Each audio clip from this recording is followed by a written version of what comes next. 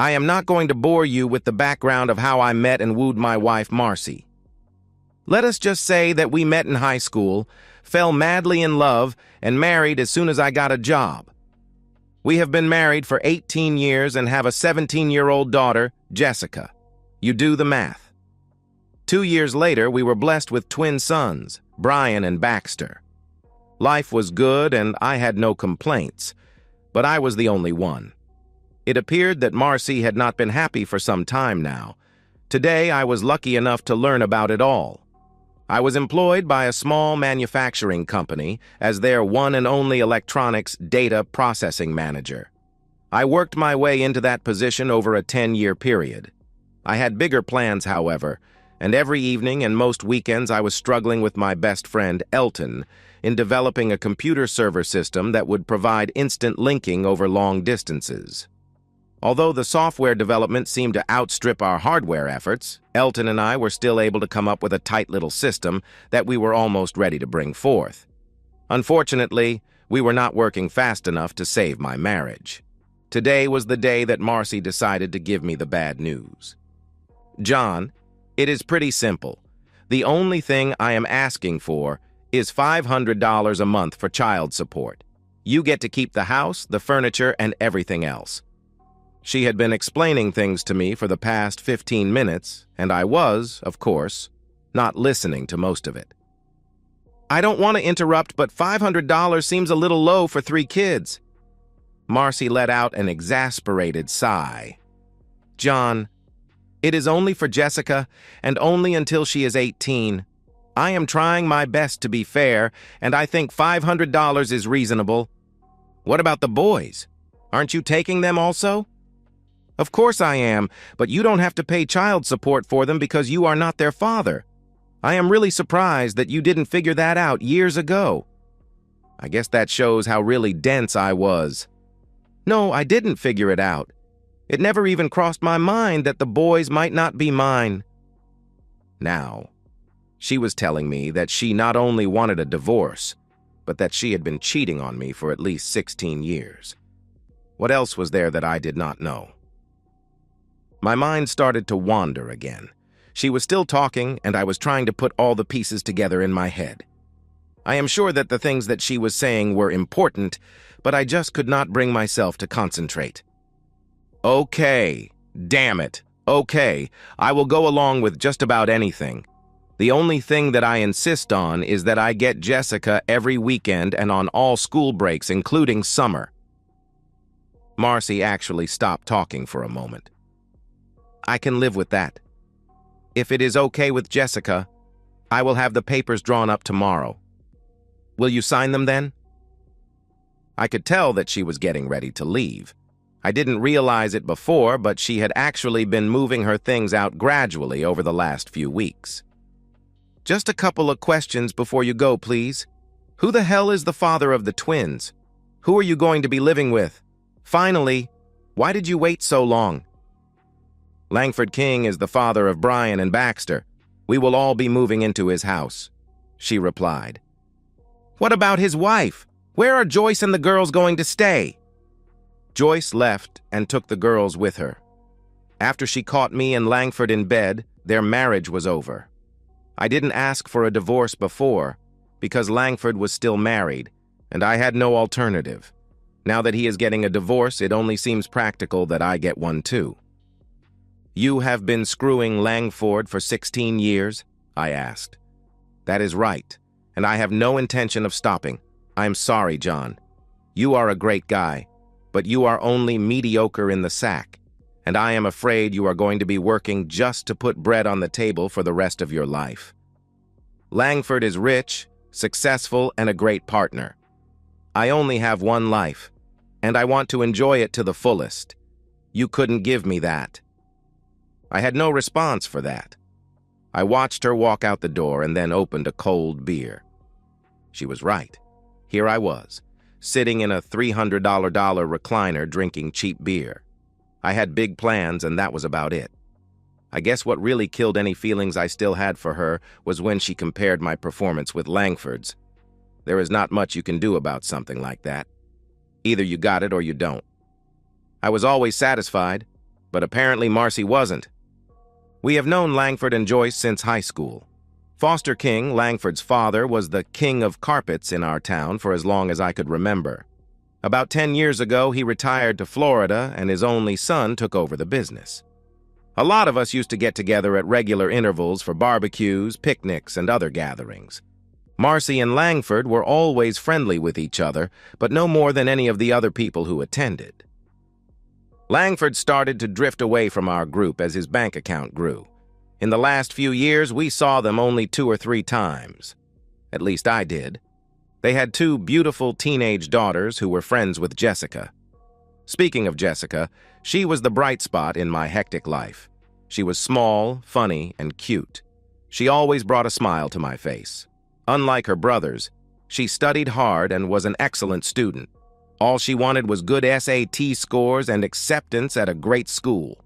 I did everything I could to help her. Brian and Baxter were just the opposite. Not only were they not interested in academics, but they had no desire to participate in sports either. I tried several times to get them involved in my computer projects with no success. Most of my contact with them was of a preventive or corrective nature. I would adjust situations and their mother would override me. Now I understood why. Marcy was always a good wife. She never denied me intimacy, and quite often initiated it. She kept a clean house and was never demanding. She was a great mother and a wife that I felt I could be proud of. It appears that she was also a fabulous actress. I was finishing my 3rd long neck when Jessica got home from school. There was no telling when the boys would be getting home. Usually they missed supper several times a week and Marcy said nothing. I gave up arguing about it a long time ago. "Hi, Dad. What are you doing at home? Where's Mom?" I struggled out of the recliner and gathered up my empties. "Your mother asked me to come home for lunch today so that she could tell me that she wanted a divorce." My words sounded a little slurred, even to myself. I am not a good drinker. "I'll get them. Sit down. I guess that explains why you are drinking in the middle of the day." Jessica took the bottles from me and carried them into the kitchen. "You didn't have a clue, did you, Dad?" "Nope." I watched as she kicked off her shoes and plopped down on the floor. "What is going to happen now?" "You and the boys are going to go live with your mother at Langford King's house, the mansion on the hill. Your mother always wanted to be rich, apparently." "It's not a mansion. It's just a big old house that his father built years ago." We sat silently for a few moments. "Did you know that I am not the father of your brothers?" "Yeah. Brian and Baxter joke about it a lot. I guess Mom told them years ago. Every time you chew them out for something, they take it and then go somewhere and laugh." "Well, I guess that explains a lot, doesn't it? How come you know all about this?" "I have known for years, but didn't want to say anything. You seemed happy enough, and I didn't want to rock the boat. A couple of weeks ago, Lisbeth and Carla told me that they were moving to Lancaster. Their mother caught Mom and Mr. King in bed together. I figured that something would happen soon." "You could mention it," I asked. "I don't think so," she replied. There was another moment of quiet. "I'd rather stay here with you. You'll need someone to help around the house."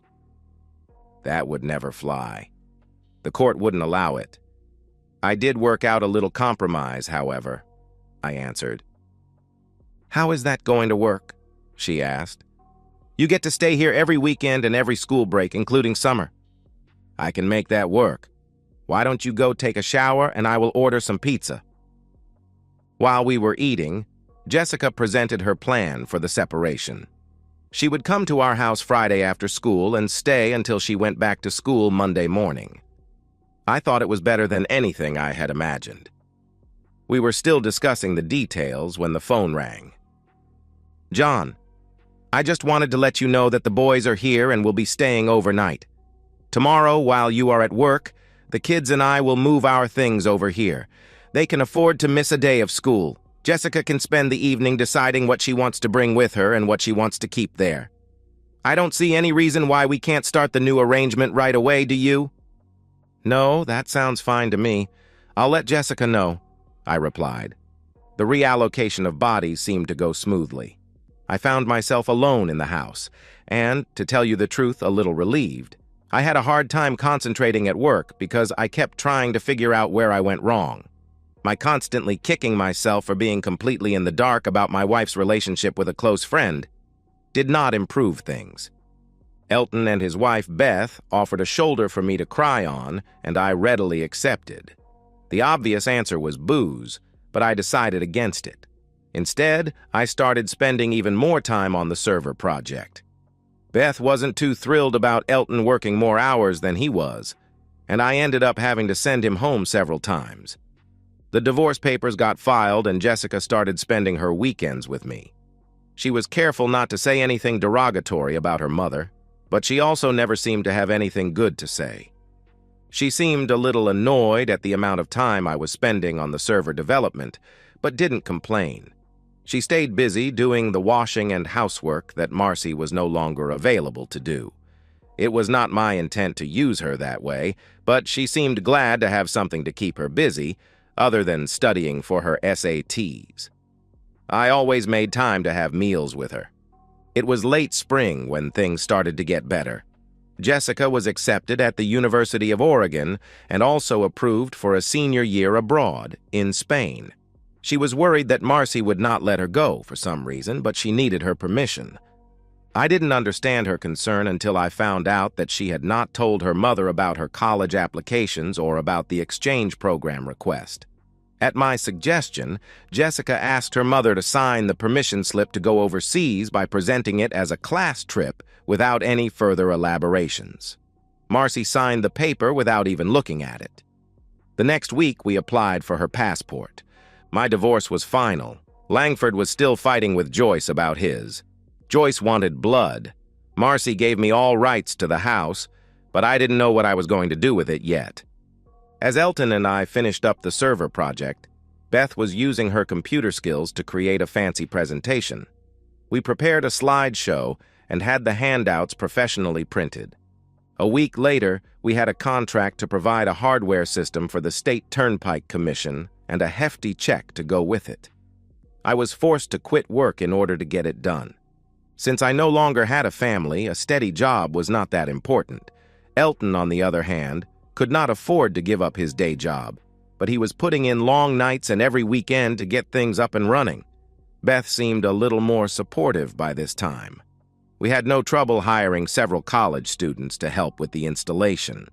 Wireless technology seemed to make everything simpler, and the whole setup was put together from off-the-shelf components. In 6 weeks, we had a fully operational system. It had a few glitches, but the customer was elated. 2 days later, the State Department of Corrections called to set up an appointment.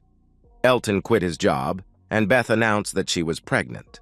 The second contract went a lot smoother. A couple of the students had graduated and were happy to be hired full-time. Elton struggled without me for a week as I escorted my daughter to Barcelona. I needed the vacation, and Jessica felt better with me along. Marcy was furious when she found out about the trip, and also when I stopped sending her the support checks. I could easily afford to pay them, but I felt like pissing her off.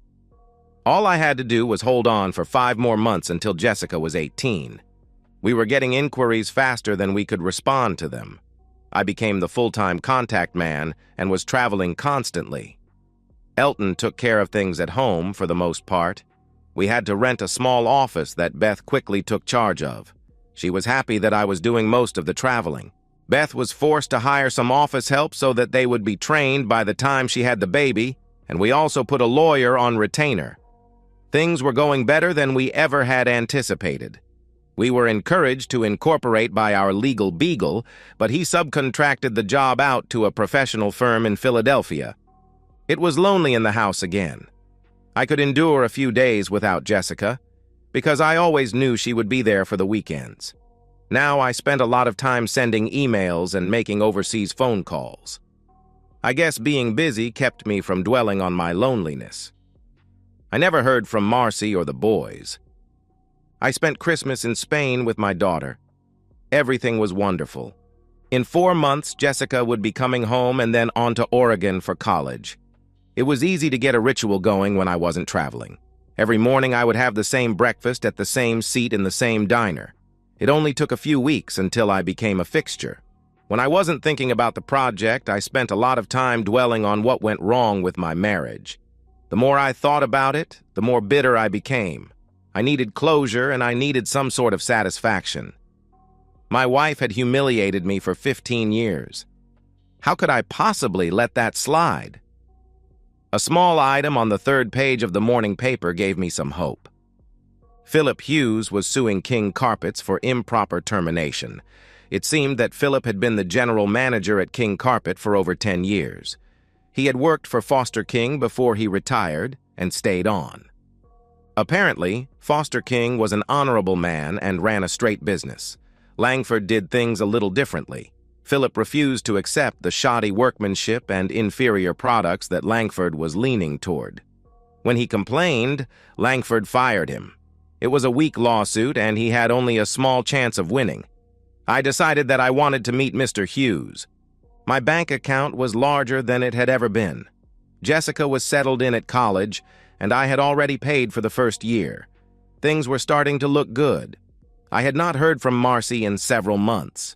She had no idea how well the new business was going, or even knew that it existed. It only took me 10 minutes to convince Philip Hughes to drop the lawsuit against Langford King.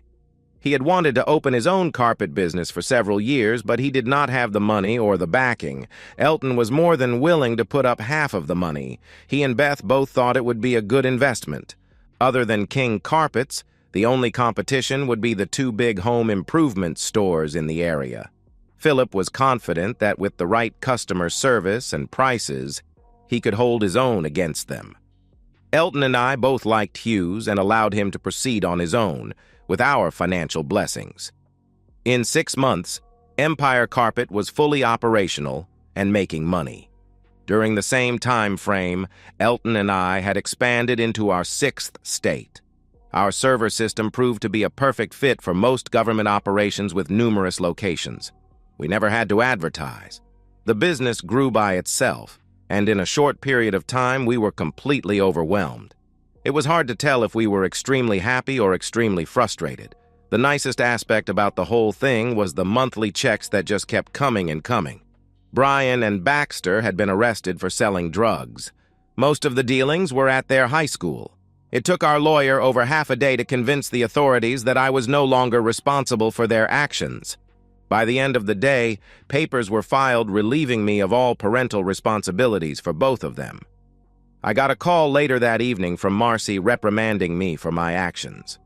I hung up on her and turned off my cell phone. In a few months, they would be 18 and responsible for their own lives. I raised them, but I never really liked the suckers. After we got 2 inquiries from the great state of California, Serpentine Enterprises from Palo Alto made a formal offer to buy out our small enterprise. We had been in business just slightly over 2 years, and they offered us $60 million in cash, plus some stock options for the business. We had no trouble at all accepting the deal. Elton agreed to stay with the company at a ridiculous salary, but would have to move to San Francisco. Beth said she would divorce him if he didn't take it. 3 of our young engineers would become overnight millionaires before they were 25 years old. I decided to retire. The realtor was putting his for sale sign on the front yard when a van pulled into the driveway. It was one of those custom-built jobs, with a special wheelchair ramp attached to the side. I watched from the porch as a good-looking Latino woman came around from the driver's door and activated the ramp mechanism. It was evident that she had done this 100 times before. In less than a minute, an older man, who I recognized immediately as Foster King, was driving a motorized cart up my sidewalk. The porch steps would keep him from going any further, so I walked over to greet him. "Do you know who I am, young man?" I was flattered at being referred to as a young man. Maybe that was his way of getting me off guard. "Of course. I recognize you from your TV commercials. You sure did get old." My sassiness got me a little grin. The grim expression that he approached me with seemed to wilt away at my obviously childish comment about his age. He wiggled around in the cart a little before surprising me again. "I need a beer. Do you have any cold beer? In a bottle? Not one of those damn cans?" "There are some Fosters in the fridge. Do you want to come in, or shall I bring them out here?" "Just relax. Maya can get them. Sit down. We have to talk." Maya stepped around me as I sat on the porch steps. I have to admit, the old codger had my attention, but so did Maya. She had on a white blouse and black slacks. The slacks were not especially tight, but snug enough to show off a nice back. It wasn't what I would call little, but it was well-shaped. "Easy there, boy. She will be right back." Foster King caught me looking at his lady friend and took the opportunity to get a zinger in. "Sorry. No offense intended, but she is quite attractive." "Why the hell do you think I hired her?" "I hope it was to seduce me," I replied. "In your dreams, young man. She is more woman than you could handle." We were both laughing when Maya returned with the long necks. She gave us both a funny look when we suddenly stopped. "You didn't come here to drink my beer, Mr. King. What can I do for you?" Maya was half sitting and half standing with one leg on the porch railing. He caught me looking again and snickered. "You are causing me many problems, Mr. Terrell. A good percentage of my retirement income comes from the profits that are generated by my business. That income has been steadily going down lately, and I have discovered that you might just be the cause of it. I would like to give you a chance to explain yourself before I have you killed." "Now, Foster, please behave. You promised me that you wouldn't be pulling any of that crap. Apologize to Mr. Terrell." It was the first that Maya had spoken since they arrived. I was expecting an accent of some sort, but she spoke perfect English. Damn it, she won't let me have any fun. Foster finished what was left in the bottle with one final swig. "Sorry, John. I was just trying to get your attention. I promise not to have you whacked." He said that last part with a fake Italian accent, and then gave me a small smile. "Who did you talk to before coming to see me?" "Last night, I had supper with my son, and that sleazy broad he is sleeping with. He claims that you caused all the problems. It was hard to get any facts out of him because he just kept running on about you trying to get revenge for something. I finally got fed up with him and left early. Never even got to see my granddaughters. I was hoping you could give me some facts instead of bullshit." Before I could say anything, Maya got off the rail and whispered something into Foster's ear. "Oh, shit." He smacked his hand against the arm of the cart. "That explains everything. Why the hell didn't you tell me that last night, Maya? Sometimes I wonder what I pay you for." "You pay me because I am the only one who will put up with you." "Mr. Terrell, I didn't realize that the woman staying with my son was your ex-wife. I apologize for referring to her as sleazy. To be honest, I don't understand why you would be upset at my son for taking her. Seems to me that you would be thanking him." "I take it that you didn't like her," I replied. "Not particularly. She got a little huffy when I asked Langford where my granddaughters were." "Joyce and the girls are staying with her parents in Lancaster," I replied. "You know Joyce." "Very well. I consider her a good friend. Can't say the same for your son." "Well, all this is very interesting, but I still need to get down to the business I came for. Mr. King, did you talk to Philip Hughes yet?" "No, why should I?" I asked. "Is he a person to be trusted? If so, don't you think that he might be able to give you the best answers?" Foster sat quietly while thinking. "Can I have another beer?" "No." She didn't quibble or hesitate. It appeared that Maya was in charge of his well-being, if nothing else. "I am leaving. Tomorrow I will be talking to Philip and I will be visiting my granddaughters." Foster King was a decisive man. He had the cart motoring towards the driveway before Maya could get up. She smiled at me as she rushed to catch up. I was hoping to see her again. All of a sudden, I was thinking about how long it had been since I had intimacy. Maya was as efficient at getting Foster into the van as she had been getting him out. Before the door closed, he looked at me. "Don't leave town, John Terrell," We still have business. I found the visit to be enlightening. After killing another beer, I had a long, cold shower. I think Maya had gotten to me. She was probably married or hooked up with some young hunk, but I could still daydream. That evening, I had a surprise visit from my ex-wife. "John, what the hell are you doing? Langford said that you are behind this Empire carpet fiasco. I told him it was a mistake, but he insists that you are trying to drive him out of business." "Marcy, King Carpet has been a fixture in this town since we were kids. I don't know a damn thing about the carpet business, so what makes you believe that I had anything to do with it?" "Don't play the fool with me, John. I know you better than that. You and Elton own the building that the new store is in, and your names are on all the forms and papers that were required for the startup of the business. Langford has friends who were able to find this out with no problem. Philip Hughes is just a front." "You are right, of course. I never could fool you, could I?" "Well, what are you going to do? Are you going to stop it?" "Hell no. Elton and I have too much money invested in this to just walk away. If you pay attention, I think things might get even worse over the next few days." "What else are you going to do? How can it get any worse than it is?" she asked. "I am not sure. In fact, I could be wrong. Forget that I said anything." Of course, the seed had been planted. There was no way she could forget it now. It was apparent that my wife was disgusted with me. She walked to the door and then turned before leaving.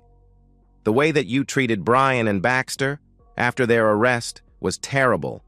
You raised those boys and you should have shown a hell of a lot more compassion for them than you did. I expected more from you." "I am just curious, Marcy. When did you tell the boys that I was not their father?" "Is that important?" she asked. "I think so," I replied. "About 3 years ago, they accidentally came across me and Langford having coffee at a small shop off Bleecker Street. There was a confrontation and it started to get nasty. I decided that it was a great time to tell them the truth. They actually took it better than I expected." "Okay. Well, that explains a lot." I gave my ex-wife a big smile. "By the way, I am going to see Jessica tomorrow. Do you want me to say hello to you?"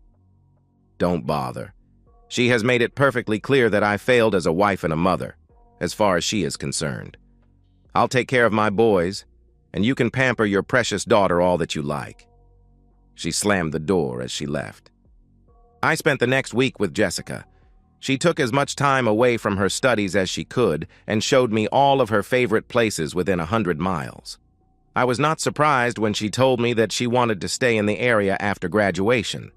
I missed her, but I felt proud that she was doing well. A few surprises were waiting for me when I got home. Foster King had been a busy man. I had no idea why he was confined to that motorized cart, or if he really needed it. Apparently, his money and influence in the area meant a lot. In one quick swoop, Joyce King had a new team of the sharpest lawyers in the state. By the end of the week, she was back in her old home, and Langford and Marcy were in a motel living out of suitcases. I had no idea where the boys were. All I knew for sure was that they had been thrown out of school and were awaiting some type of trial or hearing. I didn't concern myself with it too much. Joyce had sent all of Langford and Marcy's clothes and other belongings to a storage facility. My plans to use Philip Hughes to put the King Carpet Company out of business came to a screeching halt. It appeared that Langford never owned the company. Foster had kept it in his name and had also kept control over the whole operation, although he had not exercised it over the past few years. Philip had left several calls on my answering machine, insisting that we needed to talk. There was no way that I could have known that Philip Hughes and Joyce King were friends. I didn't exactly know how good friends they were, but they were close enough to confide in each other. Foster King fired his son and got a court order to keep him away from the business and anything related to the business, including the company car. He also appointed Joyce as the new manager of the operation. Since she had no real experience in the business, her only recourse was to ask Philip for help. Philip was torn between his loyalty to Elton and me and his desire to help Joyce. He desperately wanted to make everyone happy and was seeking my counsel. Elton was 3,000 miles away. My realtor had 2 offers on the house waiting for my review. One of them wanted possession within 30 days, so I took it. Jessica was gone, Elton and Beth were gone, and I had no reason to remain in the area. The realtor was putting the sold sign on the house when Marcy pulled up. She stood in the driveway and stared at the word sold for the longest time before walking up to the house. Is it a done deal, or do they have to get financing or credit approval? It's a lock. They had cash and they wanted it now. I will be out of here by the end of the week. Why do you care? Joyce King got a fancy lawyer and was able to steal Langford's house away from him. We were looking for a place to live until we could find a new one to buy. I just thought that you might want to rent this one. Sorry, you're too late, but I am sure with all of Langford's money you will have no trouble finding a place. I was snickering to myself as I said that. She had no idea that I was fully aware of the financial difficulties they were going through. I was pretty sure that Foster King was not going to cut his wayward son any slack. Philip had briefed Foster on how Langford was handling the business and about the way he treated his wife. Daddy was not happy. Marcy did not push the subject any further. As she left, I noticed the Alamo car rental sticker on the back bumper of the car. Philip Hughes and Joyce King came to see me that evening. I was amazed at how well they got along together. It did not take us long to reach an agreement. Empire Carpets would become Empire Floors and sell only tile and wood flooring. King Carpets would sell only carpets. Philip did not envision any problems in running both operations, but would only do it if Elton and I agreed. He felt that the 2 businesses would complement each other. He also indicated that after a few years, King Carpet might be interested in buying out Empire. I thought that was very clever of him. I noticed that Joyce had an embarrassed smile on her face when he said that. I guess they were closer than I had thought. All of the furniture and things in the house I gave to the Salvation Army. In fact, I also gave them most of my clothes. I was due to get a new wardrobe, and this was a good time to do it. By the time I got done picking and choosing, I could get everything I wanted or needed in my car. I spent a full day closing accounts and making sure that I had no outstanding debts. Somehow, Foster King got a hold of my cell phone number and coerced me into joining him for supper that evening. It would be my last day in town. I was sure that things would go well, and I was actually looking forward to seeing Maya again. Foster King was a proud man and also liked to gloat a little. He gave me a quick rundown of his meetings with Hugues and with Joycey. There was no doubt in his mind that the actions that he took against his son were well-deserved. He thanked me for allowing Hughes to help Joyce. I tried to listen to every word that he said, mainly to be polite, but my eyes kept wandering towards Maya. She wore a gray-green evening dress that made her eyes glow. Her hair and makeup were perfect. Foster noticed the distraction and stopped once in mid-sentence just to make me feel uncomfortable. His laugh gave away his intentions. Maya did not join in the conversation, other than to stop Foster from reordering drinks and not allowing him to order dessert. He faked a little pout and made a half-hearted remark under his breath. Maya excused herself to go to the ladies' room, and it gave Foster an opportunity to confront me. "What are your intentions after your house is sold?" "The house is sold, and I am leaving for San Francisco tomorrow morning to see my friends Elton and Beth. They have a new baby and named her after me." "They named their baby girl John?" "Well, actually, Johnny." "How could I say no?" "Where are you going when you come back?" "I have no idea.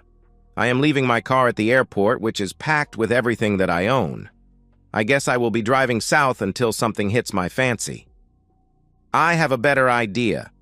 Come and stay with me. My house is way too big for just me, and I hate seeing Maya alone all the time." "Foster, what the hell are you getting at?" I asked. "Maya's husband was killed in a car accident about 3 years ago.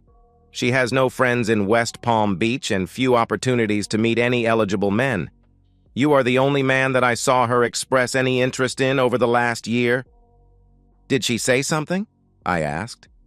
"No, but I noticed the way that she looks at you, and she is always interested when I talk about you. I'll tell you what. Come down and stay with us for a month.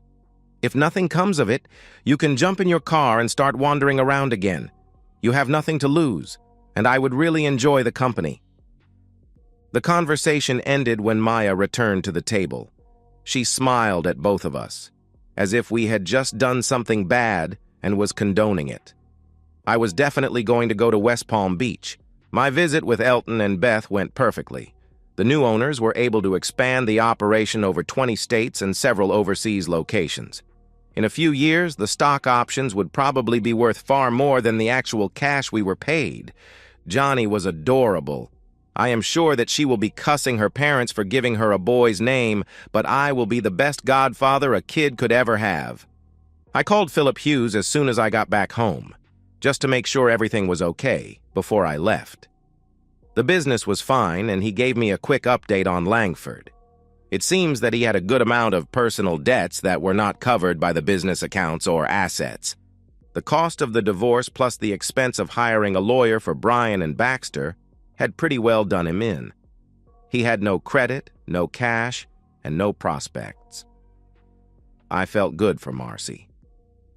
2 days later, I was in West Palm Beach. Foster King must have been richer than I thought, because the waterfront home was magnificent. Every chance the old coot got, he was throwing me and Maya together. He insisted that she show me every restaurant in South Florida. After a while, we would pretend to go out, but actually stay in and watch TV in the beach house. Eating out every night sounds better than it really is. I think he knew what we were doing, but considered that to be just as good as what we were getting out of doing.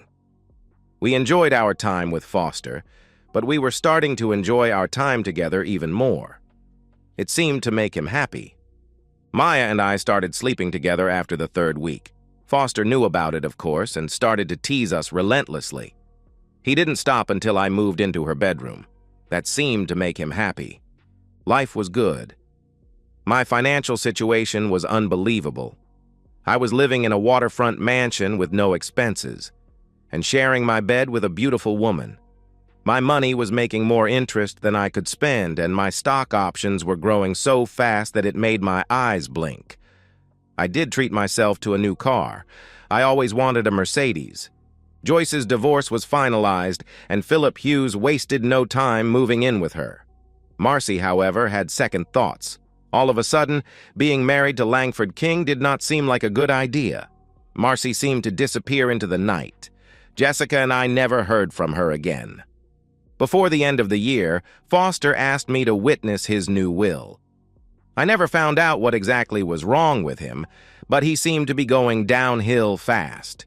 He left all of his assets to Lisbeth and Carla, to be held in trust by their mother until they were 25 years old. He left the business to Joyce with the provision that she be married within a year of his death. He left the house in West Palm Beach to Maya with the same provision. Things didn't work out as I had planned, but who was I to complain? Oh yes, I will be getting married sooner than I expected, because I just found out that Maya will be becoming a mother. If it is a girl, I am not going to name her Elton. Brian and Baxter decided to seek their fortune in Mexico, but things did not go well for them there. Marcy appeared from somewhere and asked me to help her with their legal expenses. I gave her $10,000 and never saw her or the boys again.